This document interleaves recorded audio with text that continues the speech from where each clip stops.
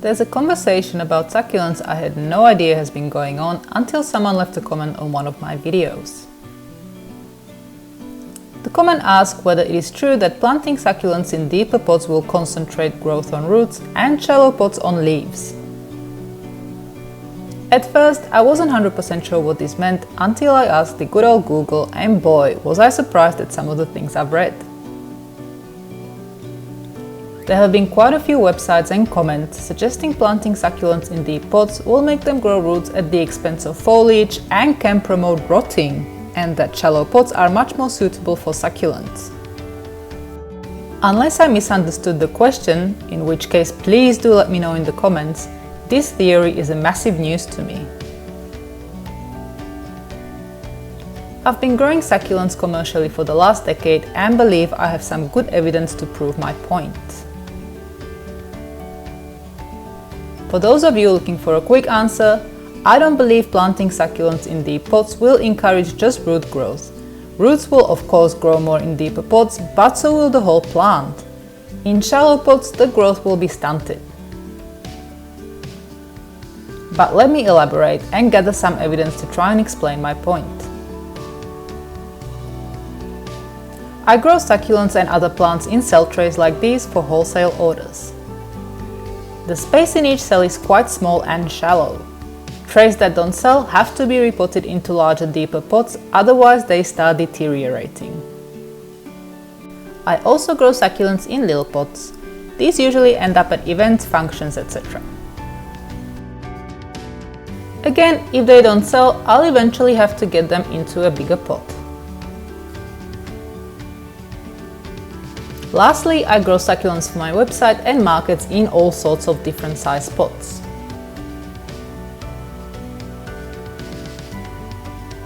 The ones that end up at the markets can be quite large, and the only meaningful way I can get them to that size is by planting them in deep, big pots.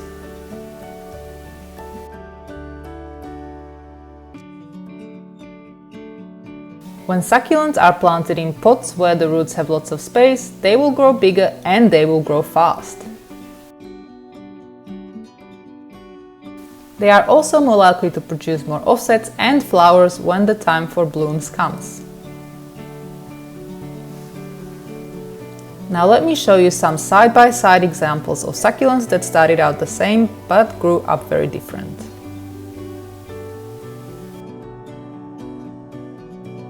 Okay, exhibit 1. All of these Graptopetalums started off the same and were at one stage the same size. Most were repotted into deeper pots, and I kept a couple in the small shallow pots as I needed them for an order. The plant in the small shallow pot has barely grown, while all the ones that have been given a bigger home more than quadrupled in size.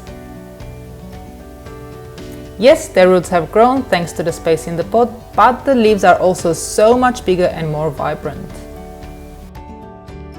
It is very clear that the bigger, deeper pot has resulted in extra growth not only for the leaves but also offsets and the stalk. Exhibit 2. The little Haworthia in this tray have not grown at all for some months. They've been on the to repot list for quite some time, but sometimes I just get too busy. The roots are all cramped in the small cells and have clearly run out of space. The bottom leaves of these plants have started to die off as a result. I have, however, managed to repot some of the tray into what's called a tube. The Haworthia in the tubes are much bigger and are also growing offsets.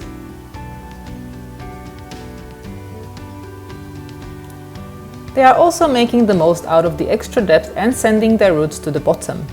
A side note, none of my succulents in tubes are rotting. The deepness of the tube does not affect them negatively. In my experience, it is quite the opposite. As you can see, the tube Haworthia look much better than the ones in the shallow cell trays.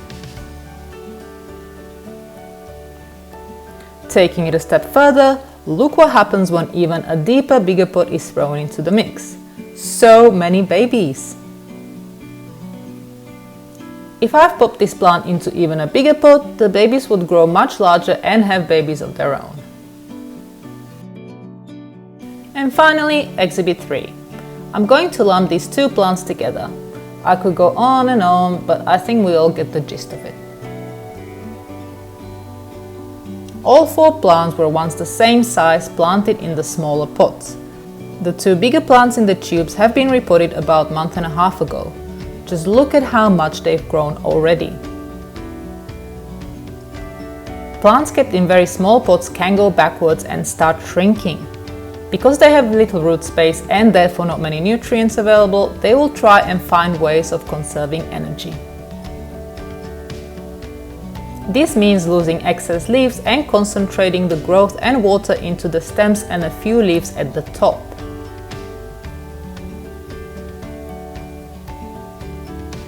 In some succulents, this can actually look quite attractive as they get chubbier and often more colorful leaves sitting on the thick stalks. Here's an example of that. The plant in the bigger, deeper pot has many more leaves, branches and offsets, while the plant with constricted roots is more dense and colorful. I guess this is where the idea of a shallow pot equals better focus on leaf growth could come from, but I would argue that the leaves are bigger and more plentiful on the other plant, plus this does not work well with all succulents. Many succulents can really suffer in small, shallow pots, and there's always a possibility they will die, especially when extreme weather comes along. In shallow pots and restricted spaces, succulents will need loads of TLC and great potting mix to keep them from carking it. Unless you know your succulents well and grow the tougher varieties, I wouldn't recommend shallow pots for long term. I'm not saying it's impossible to grow in shallow pots, just difficult and not suitable for all succulents. And that's it for today. I hope you found this video useful, and if you have anything to add or to ask, please do leave a comment below and I'll do my best to answer. If you'd like to see more succulent related content, subscribe to our channel or go to our website succulentgrowingtips.com. Thank you very much for watching.